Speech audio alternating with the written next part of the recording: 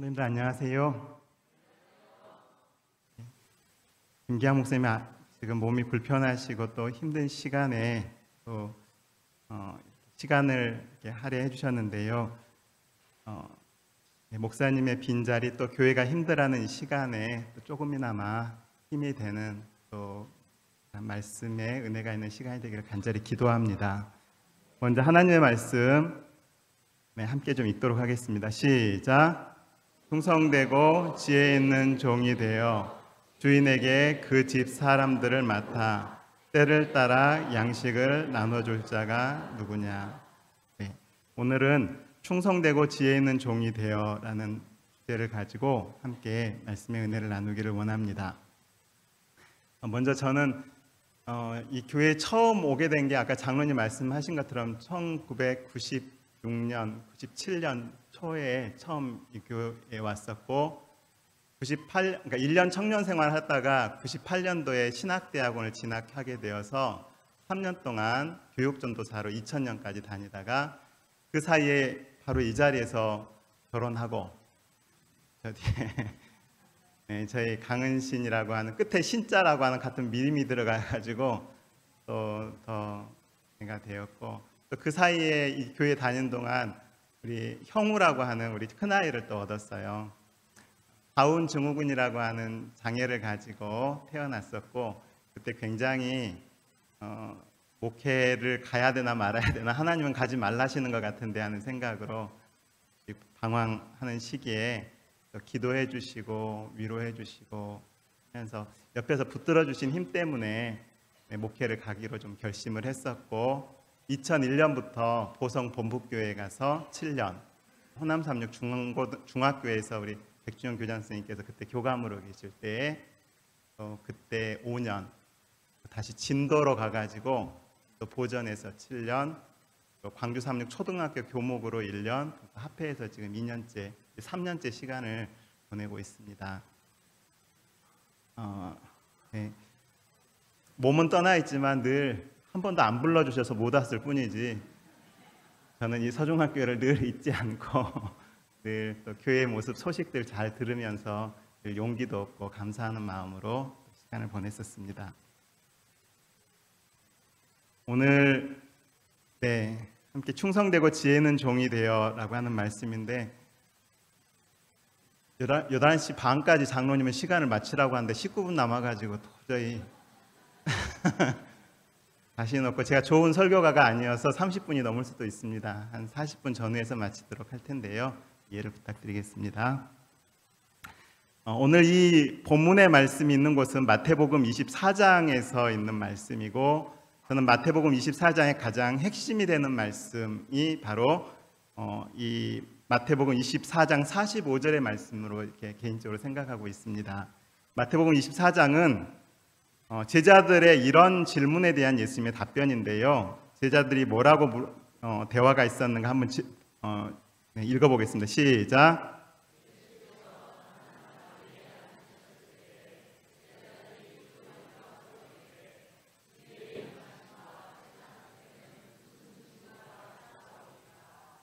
제자들의 조용한 질문에 예수님의 답변입니다.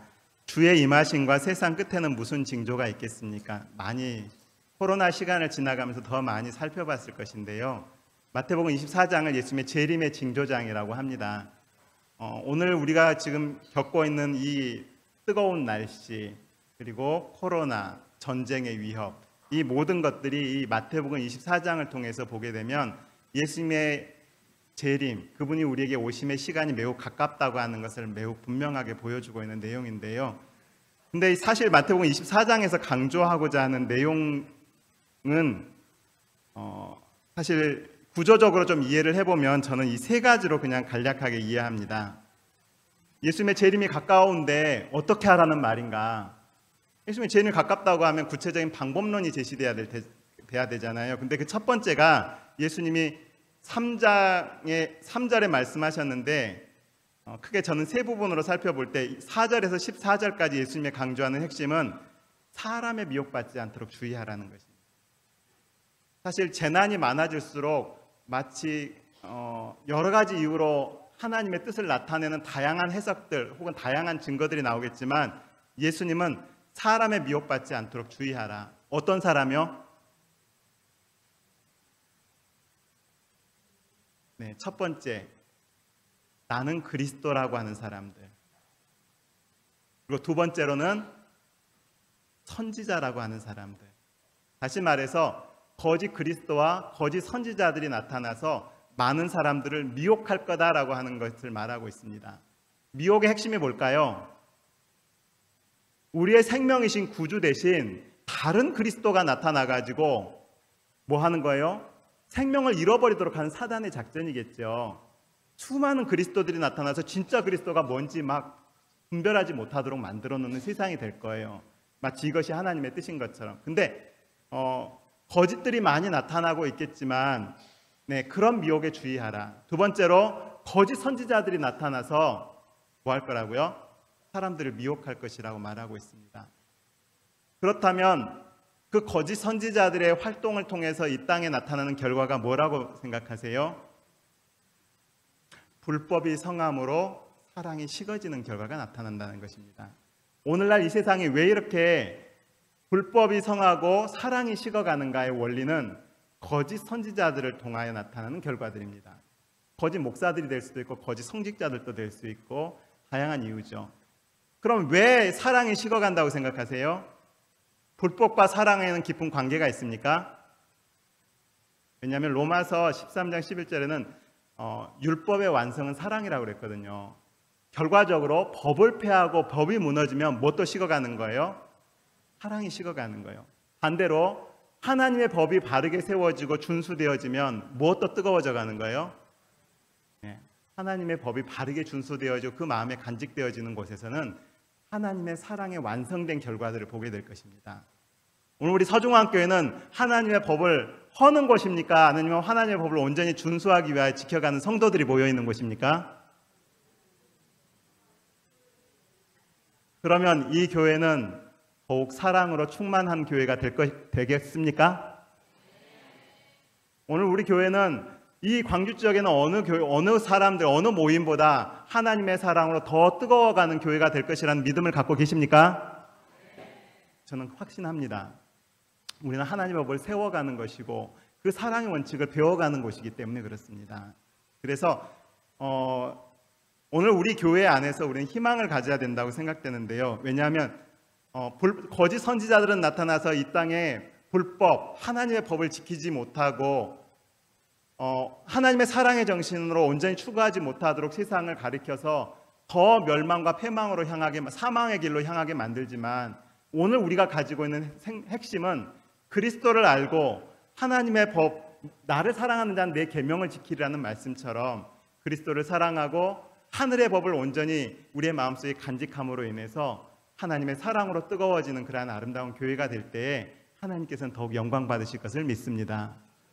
그러므로 그러면 우리가 사람의 미혹을 안 받으려면 어떻게 해야 되죠? 네?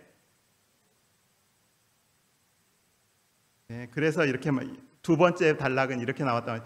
마태복음 24장 15절로 31절의 핵심은 읽고 깨달아라. 그러면 뭐 할 것이다?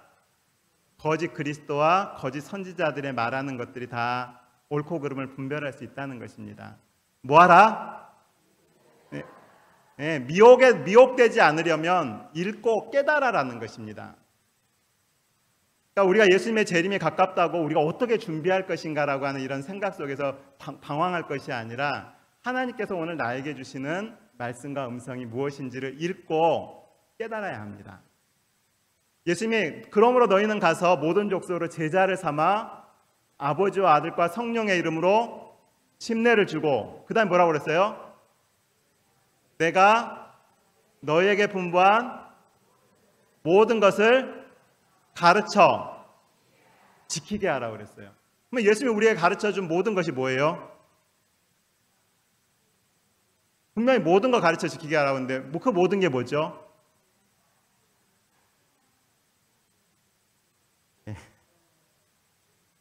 이게 모든 거예요.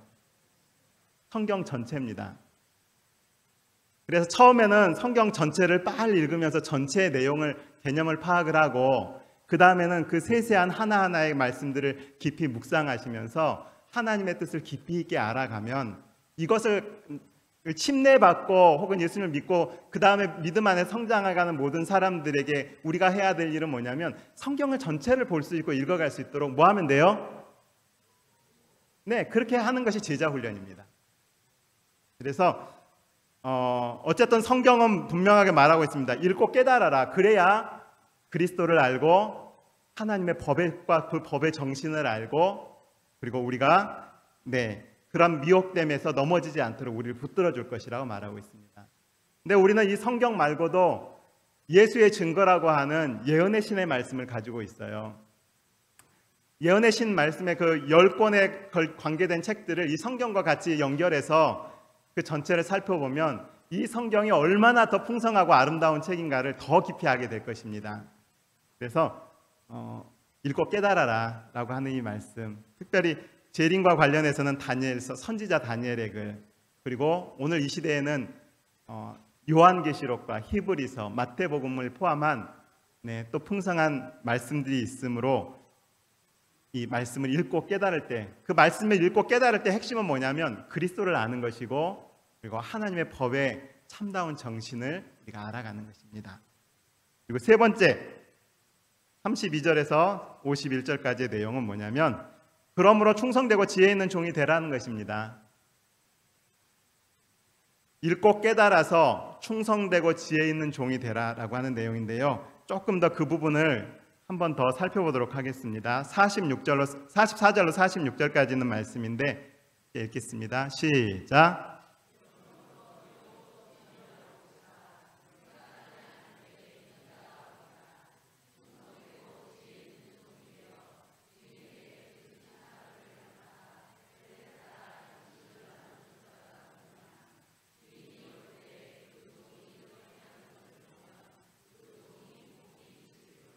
이 충성되고 지혜 있는 종은 주인이 올 때 이 종의 이런 모습을 보게 되면 복이 있다고 그랬는데 그의 소유 전부를 그에게 맡긴다고 그랬어요. 그러니까 가장 복 있는 종의 모습이고 예수님 재림 직전에 가장 예수님이 바라시는 훌륭한 종의 모습이 바로 이 모습인데 바로 그 모습이 뭐냐면 주인에게 그 집 사람들을 맡아 때를 따라 양식을 나눠주는 삶이 이 충성되고 지혜 있는 종이 하는 일이에요. 이걸 조금 더 오늘 더 생각해 보겠습니다. 충성이라고 하는 내용은 어떤 의미가 있을까? 충성되고 지혜 있는 종이 되라고 말씀하셨는데 나라, 조직, 지도자 등을 위해 거역하지 않고 몸을 바쳐 순종한다는 뜻이다라고 말하고 있습니다. 그 다음에 지혜라고 하는 말은 무엇이냐면 일반적으로 사물의 도리나 선악 등을 잘 분별하는 마음의 작용을 말한다고 말하고 있습니다. 아까 충성이라고 하는 성경의 대표적인 인물은 모세. 모세라고 하는 인물이 그 말 안 듣는 이스라엘 백성을 애굽 땅에서 끄집어내 가지고 어디까지 인도해요? 가나안으로 향하는 입구까지 그 힘든 여정을 잘 이끌어서 그곳까지 인도해냅니다. 중간에 그 백성 그렇게 속상하게 했음에도 불구하고 하늘의 생명책에 자기의 이름을 걸고 그 백성을 멸하는 것을 막고 이 백성을 이끌어서 자기의 끊임없이 도전하고 불평하고 자기를 힘들게 했던 그들임에도 불구하고 그들을 하나님의 뜻에 따라 인도해서 가나안까지 이끌어갔던 지도자죠. 그리고 예수 그리스도를 또 충성된 종이라고 말하고 있습니다. 비록 12명의 종이었지만 그 12제자들을 잘 준비하셔서 하나님의 나라의 일꾼으로 세우는 일것까지 그 일을 충성되게 감당하고 배반하고 떠나는 그들까지 끝까지 안으셔서 하나님 안에서의 일꾼으로 감당해 갈수록 제자로 세우고 또한 자신의 생명을 주셔서 구원의 사역을 이루시는 그 그리스도의 모습이 하나님의 아들로서 충성됐다고 말하고 있습니다. 지혜 있는 사람은 누군가 봤더니 이 지혜는 두 종류로 좀 나눠져요. 하나는 사단이 이 세상이 제시하는 지혜가 있습니다.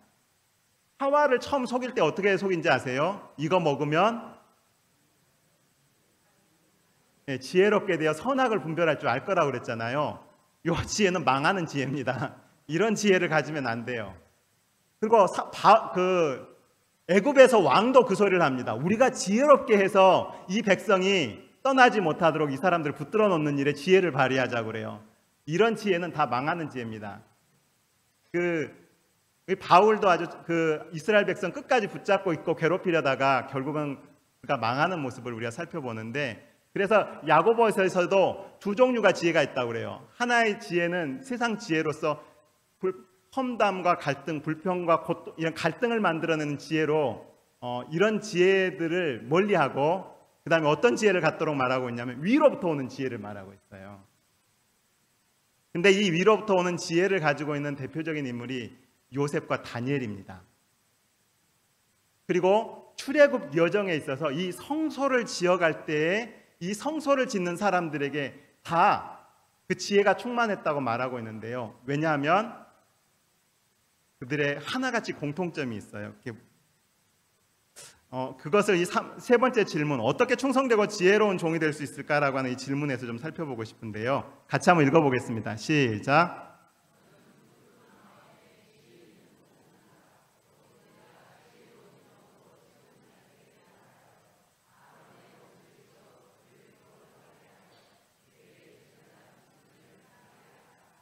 네. 그 마음에 뭐가 있는 사람이에요? 지혜로운 영이 그 마음에 채워져 있는 자들을 하나님께서는 그들로 이어금 하나님의 일을 감당하라고 말씀하고 계십니다.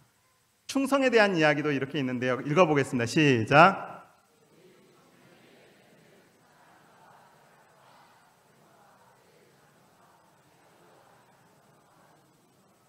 그러니까 결국 지혜와 충성이라고 하는 이 모든 것에는 뭐가 있냐면 성령이라고 하는 존재가 있다는 거예요.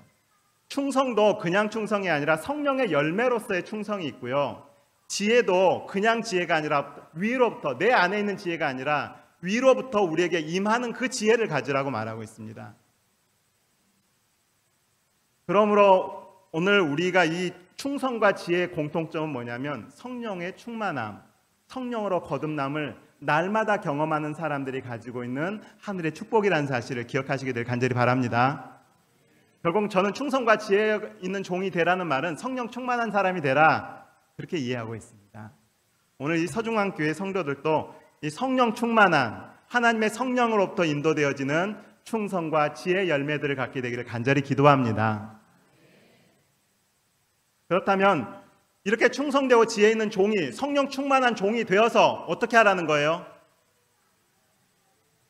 주인에게 그 집사람들을 맡으라고 그랬어요. 이 집사람이 누굴까요? 이게 다 성령 충만한 분들이면 이제 우리가 하나님의 주시는 사명을 받들어야 될 텐데, 그 집사람들이 누구죠? 네?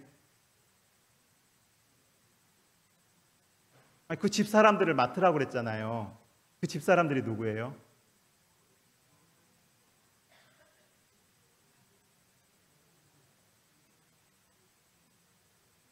네, 그 집사람들이라고 하는 것은 그럼 그 주인이 누구예요? 네, 예수님, 하나님이죠.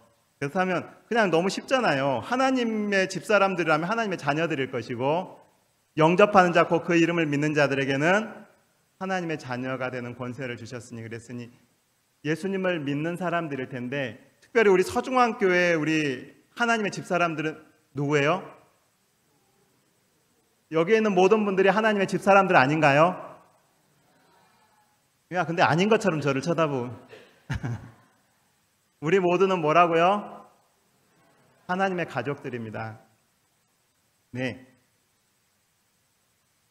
그러므로 이제부터 너희는 외인도 아니요 나그네도 아니요 오직 성도들과 동일한 시민이요 하나님의 권속이라 라고 이렇게 말하고 있습니다. 그러니까 우리가 너무 멀리 생각하지 말고 그 집사람들은 누굴까라고 생각하면 이 서중앙교회에 있는 우리 성도들이 다 누구다? 네, 집사람들이라는 거예요. 근데 여러분 모두에게 이 서중앙교회 모든 분들을 다 맡겼습니까?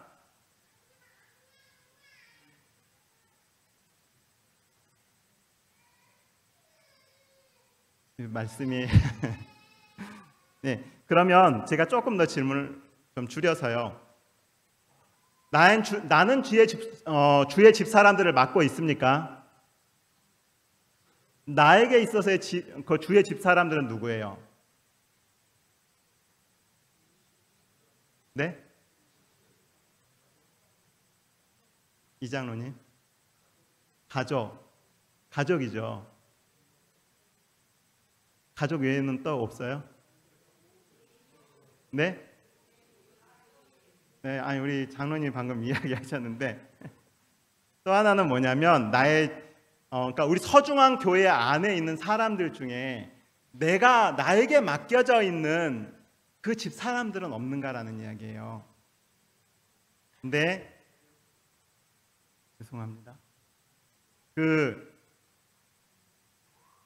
쉽게 말하면 소그룹입니다. 안식일학교 반입니다. 무슨 말씀인지 이해가 되세요? 안교반은 누가 나에게 반을 조직하고 위임하고 있는 것이냐면 교회가 그룹을 정하고 그 교회가 나에게 뭐 하고 있는 거예요? 그 안교반은 하나님의 집 사람들을 이 반을 맡아서 뭐 해달라는 거예요? 보살펴 달라는 거예요. 마치 목자들이 있으면 목동들이 있을 것이고 그 목동들에게 이 양들을 책임 맡아서 돌봐주십시오. 이 양을 돌봐주십시오 하고 마치 다윗이 그 양떼들을 돌보고 있고 야곱이 그 양떼를 돌보고 있고 모세가 그 몇 안 되는 양떼를 돌보고 있지만 자신들에게 맡겨져 있는 그 양떼들을 성실하게 돌보면서 뭐 하는 거예요? 나의 집사람들을 돌보는 거예요. 이해가 되세요? 그래서 오늘 서중앙교회 교회 우리 모든 성도들은 나의 하나님의 가족이지만 이 모두를 돌봐야 될 중요한 책임을 가지고 있는 분은 목사님일 거예요. 그리고 책임 있는 안교장이나 선교회장 같은 경우는 이 전부를 함께 관심을 갖고 챙겨야 돼요. 직원에도 그렇죠.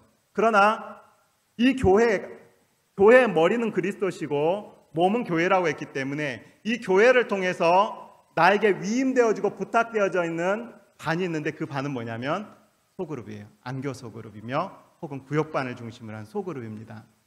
그래서 그 집사람들을 맡아달라고 위임되어져 있는 이 반들은 오늘 나에게 있어서 뭐냐면 주의 집사람들을 맡고 있는 바로 내가 지금 교회로부터 위임받은 굉장히 중요한 그룹이라는 것입니다.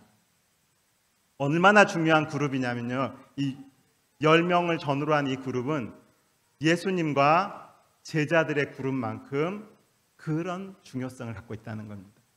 그래서 나에게 주어져 있는 이 안교반, 물론 조정이 필요할 때는 안교반하고 협의를 할 수 있죠. 얼마든지. 그러나 나에게 위임되어져 있는 이 반들이 주어졌을 때는 이 반을 돌보는 일에 있어서는 마치 목사님이 혹은 양이 양떼를 돌보는 하나님께서 나에게 맡겨주신 사명감을 가지고 나의 집사람들을 잘 돌본다면 충성되고 지혜 있는 종의 모습은 바로 그 일에 집중한다는 것입니다.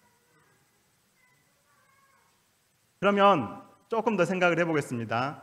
때를 따라 양식을 나눈다고 했는데 때라고 하는 것은 그러면 이 때는 언제를 두고 어떤 때를 말할까요? 때를 따라 아무 때나 사실 이스라엘의 광야의 역사를 가만히 살펴보면요, 이 때라고 하는 것은 뭐냐면 성소를 가만히 보면 성소는 날마다 이 하나님 앞에 예물을 드리며 제사를 드렸어요. 날마다 그 희생 제물이 드려지고 날마다 그 말씀이 나눠졌던 것처럼 날마다 사실은 말씀인 은혜가 나눠져야 돼요. 날마다 드려지고 또 뭐가 있어요? 매 안식일이면 또 안식일마다 하나님 앞에 그 성소 안에 들어가 있는 이 떡상에 12개의 떡덩어리는 일주일에 한 번씩 바뀌었는데 바로 이 일주일에 한 번씩 이 하나님의 말씀이 나눠질 때 우리가 교회에 또 모여야 돼요. 그래서 교회에서 또 나눠야 되고, 그리고 연중절기로 매 월삭이라고 해서 한 달에 한 번씩 또 모임을 갖는 게 있었고, 그 다음에 연 단위로 이루어지는 것들이 있었습니다. 유월절, 그 다음에 무교절, 오순절, 초막절 이런 것들이 있는 것처럼 연 단위로 하는 큰 행사들이 있어가지고 그때는 또 모두가 함께 모여서 이루어지는 단위라고 하는 것입니다. 그러면 이 작은 단위를 통해서 한번 날마다 드려지는 경험은 뭐냐면요, 이스라엘 지파 전체가 날마다 모이는 건 아니었어요. 개인적인 경험들을 가지고 나오는 것처럼 날마다 우리는 양식을 나누는 나의 파트너가 있어야 됩니다. 혼자 말씀 읽고 끝나버리면 그냥 혼자로 끝나지만 혼자 끝나지 않고요. 누군가와 함께 오늘 어떤 말씀으로 은혜를 받았어? 혹은 오늘 어떤 문제로 기도할까라고 하는 영적인 주제를 함께 나누는 그런 날마다의 소통하는 사람들이 내 반원 중에 꼭 있기를 기도합니다. 그래서 서로의 형편들을 늘 살피고 기도해주고 받은 은혜들을 서로 주고받으면서 나눌 수 있었으면 좋겠습니다. 최소한 2사람 이상씩. 사도행전에도 보면 날마다 마음을 같이하여 성전에 모이를 힘쓰고 집에서 떡을 떼며 기쁨과 순전한 마음으로 음식을 나눠 먹었다고 말하고 있어요. 그러니까 날마다 소통할 수 있는 그런 영적인 나의 그룹 안에 누군가는 나와 날마다 소통할 수 있는 영적인 나눔의 파트너가 있었으면 좋겠다는 생각을 갖습니다. 네, 사도행전 5장 42절에도 그들이 날마다 성전에 있든지 집에 있든지 예수는 그리스도라고 가르치기와 전도하기를 그치지 않았다고 말하고 있어요. 그래서 나와 날마다 소통하며 영적인 교제를 나눌 수 있는 그런 때라고 하는 것은 그러니까 날마다가 있고 매주 나눌 수 있는 때가 있고 교회에서나 어떤 특별한 집회를 통해서 나누는 그런 큰 줄기의 것들이 있는데 날마는 작은 단위에서 나누어지겠고 매 안식일에는 우리 서중앙 교회라고 하는 이 교회가 모여져 있는 이곳에서 그 반들이 함께 나눌 수 있겠고 그 다음에는 장막회나 혹은 평신도 지도자 학교나 큰 단위의 교회의 어떤 집회를 통해서 여러 교회가 함께 갖는 그런 나눔의 시간들이 있을 거예요. 그래서 어쨌든 때라고 하는 것은 언제든지 수시로 이러한 양식들을 준비해서 나눠야 한다는 것입니다. 어떤 종은요, 충성되고 지혜 있는 종은 특히 하나님께서 맡겨주신 그 집사람들의 형편을 받아서 서로 계속 친구가 되고 소통하는 기회를 갖도록 말하고 있다는 것이죠. 양식이라고 하는 것은 뭔가 요한복음 4장 32절 같이 읽어보겠습니다. 시작.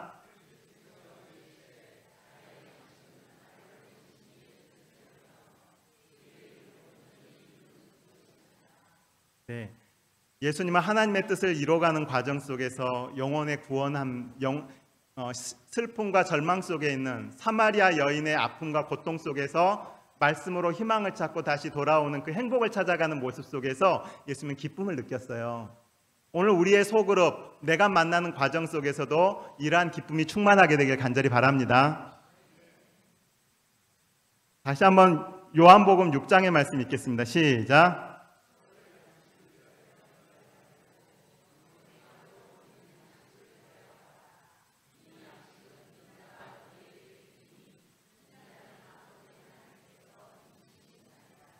네, 예수님께서 이 양식을 주신다고 말하고 있는데요.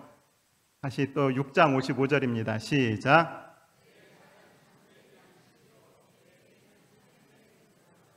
네, 예수님의 십자가를 통해서 우리에게 주신 생명의 말씀, 그리고 그냥 이 말씀이 아니라 그리스도의 십자가를 통해서 오늘 우리에게 주어지는 그 말씀이 바로 우리에게 참된 양식이기 때문에 이 양식을 죽어가는 사람들에게 생명의 생수와 이 생명의 떡을 먹여보십시오.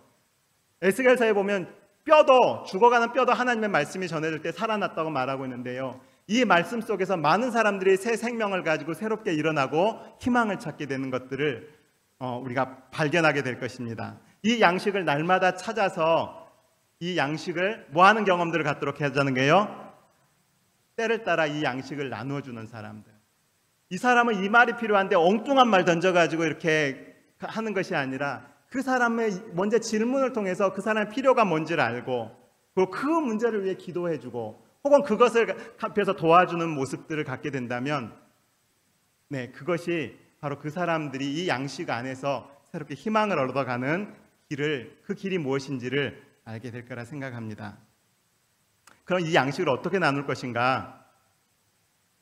한번 읽어보겠습니다. 시작.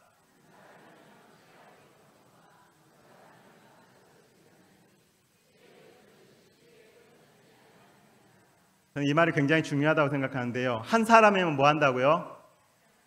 아무리 혼자 이 말씀을 혼자 박사가 되어서 줄줄줄 다 외운다 할지라도 혼자 있으면 어떻게 될 거라고요? 패할 거예요. 사단을 담당하기에는 불가능할 것입니다. 성경은 뭐라고 말하고 있냐면 두 사람이면 뭐 할 수 있다고요? 사단이 오늘 우리에게 주어주는 유혹이 올지라도 혼자 있을 땐 넘어질 수 있지만 옆에 같이 누군가와 함께 있으면 뭐 할 수 있어요? 예수님도 제자들을 보낼 때 어떻게 보내셨어요? 둘씩 짝을 지었어요. 그래서 나의 영적인 파트너가 함께 있는 건 굉장히 중요합니다. 그래서 세 겹줄은 쉽게 끊어지지 않는다고 말하고 있는데 이처럼 나와 영적인 양식을 나눌 수 있는 가까운 친구가 있고 그룹이 있고, 그래서 친구는 날마다 소통하지만 우리 안교 소그룹은 날마다 매주 단위로 서로 연결되면서 그 말씀의 양식들을 나누고 또 그 받은 은혜와 경험들을 서로 주고받을 때에 우리들은 예수님이 기뻐하시는 삶의 모습들을 우리가 생활 속에서 이루어가고 있다고 볼 수 있습니다. 읽어보겠습니다. 시작.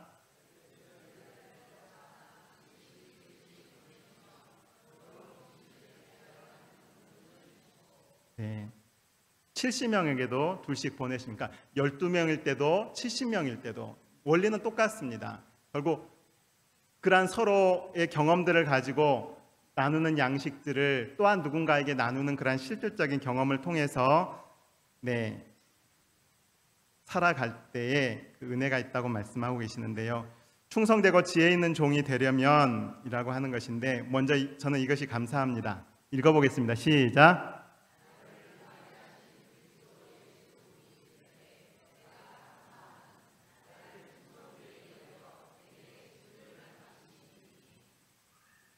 나한테 이런 안교장이나 안실학교 반원들이 되도록 이런 직분을 맡겨주시는 게 불편하지 않으세요? 이 사도 바울의 이 마음의 경험을 우리가 갖게 되길 간절히 바랍니다. 뭐요? 나를 충성되이 여겨 내게 직분을 맡겨주심이니. 감사합니까? 교회가 나에게 어떤 직분을 맡겨주실 때 감사함으로 받게 되길 간절히 바랍니다. 사실 저는 그렇게 능력 있거나 지혜롭고 훌륭한 사람도 아닙니다. 전혀 그런 사람이 아닌데 대학도 사실 2번이나 떨어졌습니다. 정기를 2번이나 떨어져서 굉장히 절망 속에 있었고 또 스스로 자존감 자체가 거의 사라져 있는 그러한 모습이었던 것 같아요. 그런데 광주 그 시기에 데모도 많이 했었죠. 그 데모가 많이 있던 시기에 우연치 않게 그 고등학교 때 처음 이제 교회를 다니긴 했었지만 그때는 늘 약간 비판적인 모습으로 이게 신앙을 생각했던 시기인데 또 교회를 잠깐 다니지 않았던 시기를 거쳤다가 굉장히 마음의 공허함 같은 어떤 힘든 시간들이 잠깐 찾아왔었어요. 그래서 어떤 경험이 있었냐면 그 광주 집에 가는 버스를 타면 집으로 가는데 데모를 하도 많이 하니까 버스가 노선을 안 따라서 그냥 자기 마음대로 종점으로 가는 그런 시기에 차를 탔는데 그 차가 광주 남성교회 앞에 가서 멈췄던 거예요. 근데 교회에 불이 켜져 있고 나도 모르게 학생 때 학생반을 잠깐 다녔던 곳이라 그곳을 잠깐 들어갔었는데 그날 성경 연구 집회가 있는 겁니다. 근데 그 전에는 전혀 귀에 들어오지도 않았던 그 말씀들이 하나님의 살아 움직이시는 그러한 모습으로 제 마음속에 와 닿는 거예요. 성경 말씀 하나하나가. 그래서 이 말씀이 참 너무 은혜가 되어서 감동이 되었었는데 그때 이 말씀이 더 공부하고 싶으신 분들이 있으면 제자 훈련이라고 하는 성경 모임이 있는데 좀 참석할 사람 손 들라고 하니까 저도 모르게 손을 들었어요. 그래서 이제 그 모임에 참석해서 성경 공부를 하는데 그 제자 훈련이라고 하는 그 과정의 공부가 예수님의 생애, 그 다음에 성경 속에 나타난 하나님의 여러 모습들을 쭉 읽고 또 이렇게 서로 은혜를 나눠주고 이렇게 했던 그런 과정의 공부였는데 그 공부가 너무 좋아서 저도 모르게 이런 게 들었어요. 하나님 이 교회가 너무 좋습니다. 이 교회에서 계속 성경 말씀 공부할 수 있도록 도와주세요. 그 기도를 드렸는데 하나님께서 그 기도에 응답을 주셨던 것 같아요. 그래서 말씀 연구하고 막 이렇게 하는 게 좋았는데 이제 그 말씀 공부가 거의 끝나고 이제 그 모임에서 떠나야 될 한 시기에 지금 사모님이 되신 한 분이 저에게 이런 말, 오빠 제가 지금 시골 교회, 내가 다니는 그 시골 교회, 내가 다녔던 시골 교회에 아이들을 돌봐줄 사람이 없는데 오빠가 가서 좀 거기 아이들 좀 챙겨주면 안 돼? 부탁을 하더라고요. 그래서 저도 모르게 이제 멀지 않는 곳에 있을 거라고 생각하고 뭐 그렇게 하지라고 이렇게 이야기를 했는데 버스 타고 기차 타고 차를 3번이나 갈아타야 도착하는 그 시골의 작은 교회들이라고요. 다합교회입니다. 다합교회, 광양의 다합교회. 그래서 이제 약속을 했으니까 거기를 가면서 안식 오전에 가가지고 아이들하고 그 교과 공부며 예배하다가 오후에 또 학생반 들어오면 같이 예배하다가 그리고 오후에 끝나면 집에 돌아오고 이제 이 일을 좀 반복했어요. 얼마 동안 아이들하고 굉장히 재미있게 시간을 보냈는데 그 일들이 어느 정도 끝나고 나니까 저도 모르게 이제 다시 새로운 교회를 이제 정착을 하게 되었는데 그 교회에서는 청년회를 이렇게 처음엔 청년 부회장으로 또 그 다음에는 청년 회장으로 이렇게 역할의 책임을 좀 맡게 되었습니다. 그래서 청년 회장이고 청년 부회장이며 이렇게 하면서 또 그 지역에서 굉장히 저도 모르게 열심히 했었어요. 주민호 목사님이 이렇게 제자 훈련이라고 하는 교재를 가지고 가르쳤다고 하길래 그 교재를 가져다가 손으로 또 일일이 다 이걸 타이핑을 해가지고 청년들에게 나눠주면서 같이 또 읽어가면서 답도 제대로 못 찾고 틀린 답도 많이 말한 것 같은데 같이 막 이렇게 서로 이 답을 찾자고 하면서 모임을 갖고 시간을 보냈던 것 같아요. 근데 그 과정을 지나서 이제 학교도 졸업하고 이쪽으로 올라왔는데 이 광주로 왔을 때 이제 서중환교회를 오게 되었던 것 같아요. 서중환교회 왔는데 저도 모르게 목회에 대한 어떤 그런 꿈들 같은 게 마음속에 좀 이렇게 다가오기도 하고 그래서 그때 조철수 목사님이 그 대학원 진학할 때 바이블 코멘타리라고 하는 게 시험 교재인데 영문으로 된 것을 이렇게 번역을 하고 이렇게 해야 되는데 그 부분을 오라고 그래가지고 성경 주석을 일일이 읽어가면서 필요한 부분들을 다 해석하고 또 중요한 것들이 뭔지를 강조해 주시면서 대학원 준비를 틈틈이 했었던 기억이 나요. 그때 청년 활동할 때가 바로 그런 경험이 있었던 시간입니다. 그리고 이제 대학원을 진학해서 공부하다가 또 이렇게 목회까지 이렇게 나오게 되었는데 사실 굉장히 좌절해 있는 사람이지만 저는 이 말씀 아무것도 아닌 존재를 충성되게 여겨서 하나의 직분을 맡겨주시는데 그 직분을 또 다시 하니까 조금 더 큰 걸 맡겨주고 또 하다 그 일에 정신없이 가다 보니까 또 좀 더 큰 일들을 맡겨서 오늘 이런 길들에 가고 있지 않는가. 그래서 이 맡겨주신 직분들이 참 귀하고 감사하다는 생각들이 가끔씩 듭니다. 그러니까 과분하다고 하는 거죠. 저는 하필 선교부는 생각지도 않았습니다. 저희 아이 엄마가 하는 소리가 그 말이었어요. 당신은 하필 쳐다보지도 마라. 그때 하필 어린이부에 있었거든요. 그러면서 뭐라고 하냐면 영적으로 하필 있으면 별로 도움이 안 돼요. 당신한테는. 행정적인 일들을 많이 하니까. 그래서 쳐다보지도 마라. 그런 말을 했는데 저도 그 마음이 부담되어서 저도 별로 관심도 없는데 갑자기 그 하필 어쨌든 가서 이렇게 시간을 보내고는 있는데 그나마 하나님께서 하필 있음에도 불구하고 은혜를 주시는 게 있는 것 같아요. 그게 뭐냐면 계속 교회를 담임시킵니다.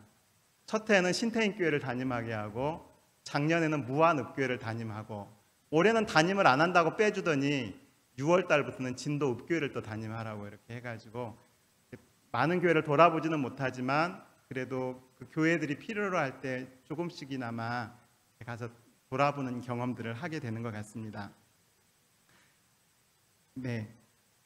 충성되지도 않는 사람이지만 충성되게 여겨줘서 어쩔 수 없이 부끄러움을 가지고 또 그 사역에 임하고 있는 제 자신을 바라보면서 더 충성된 분들은 어떠하겠는가 하는 생각들을 좀 갖게 됩니다.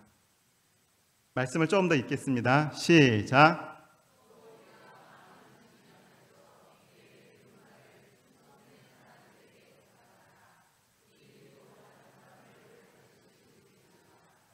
네.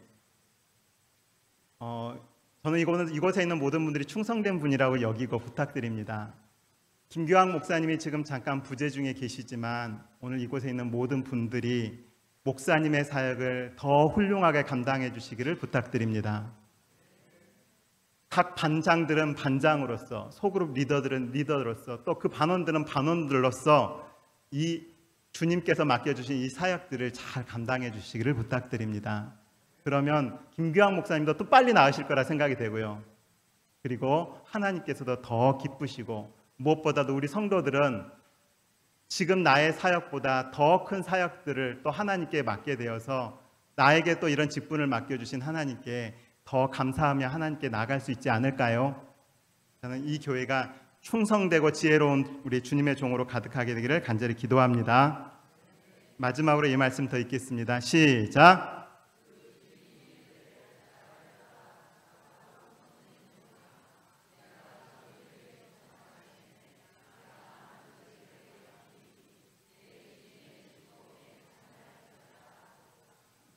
지금 내가 맡고 있는 일들을 작은 일이라고 작은 일이라고 생각할지 모르지만 이 일에 충성되면 보다 더 큰 것을 맡길 수도 있습니다. 지금 내가 큰 것을 맡고 있어서 부담된다고 생각하십니까? 하나님께서 그 일을 감당할 수 있다고 생각하시고 그 일을 맡겨주셨다고 생각하시고 그 일을 잘 감당하면 또 하나님께서는 또 보다 더 기쁘게 또 많은 일들을 그 일 안에서 보람을 찾게 하시고 나의 성장을 도우실 거라고 생각이 됩니다. 오늘 말씀을 정리하면서